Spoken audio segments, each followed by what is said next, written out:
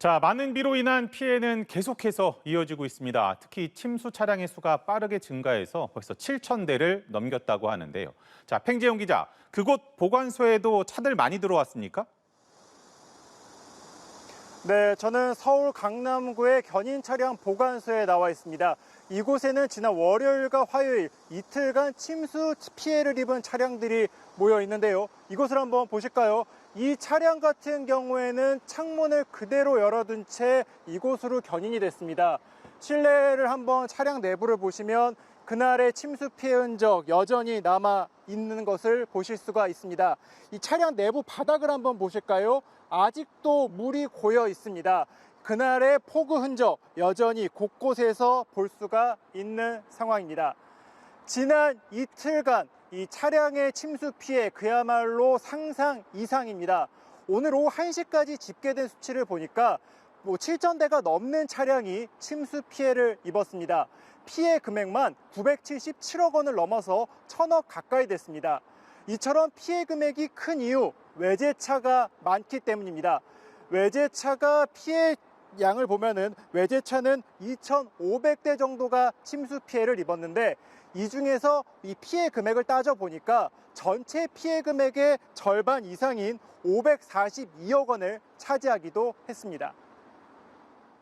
서울의 경우 오늘 저녁부터 추가적으로 또 비가 온다 이렇게 예보가 된 만큼 침수 차량 피해 계속 늘어날 것으로 보이는데, 자, 물에 빠진 차량들을 고쳐서 쓸 수는 있는 겁니까? 네, 물속에서 차량을 어렵게 뺐다고 해도 이 운행을 하시는 것에는 좀 신중하셔야겠습니다. 이 차량이 물에서 빠져나온 다음 좀 마른 상태면 어느 정도 운행은 가능합니다. 하지만 그 내부가 부식이 됐고 이 겉으로 보기에는 멀쩡하다 하더라도 부식이 빠른 속도로 진행되기 때문에 언제 어떻게 고장이 날지 알 수가 없기 때문에 운행에는 굉장히 문제가 많은 것으로 현재 전문가들은 보고 있는데요. 전문가들은 완전 침수 차량의 경우 안전을 위해 폐차를 해야 한다고 강조합니다. 만약 보험사를 통해 수리가 어렵다는 전손 처리 결정을 받았다면 30일 이내에 반드시 폐차장으로 가야 합니다. 이를 위반할 경우 300만 원 이하의 과태료 처분을 받을 수 있습니다. 정비한다면 오일류와 냉각수, 연료는 모두 교체하고 각종 배선은 커넥터를 분리한 뒤 깨끗이 씻은 후 말려 윤활제를 뿌려줄 필요가 있습니다. 먼지나 습기에 약한 에어컵 필터 등도 교체하는 것이 좋고 물이 들어가면 성능이 급격히 저하되는 브레이크 관련 장치도 꼼꼼히 점검해야 합니다.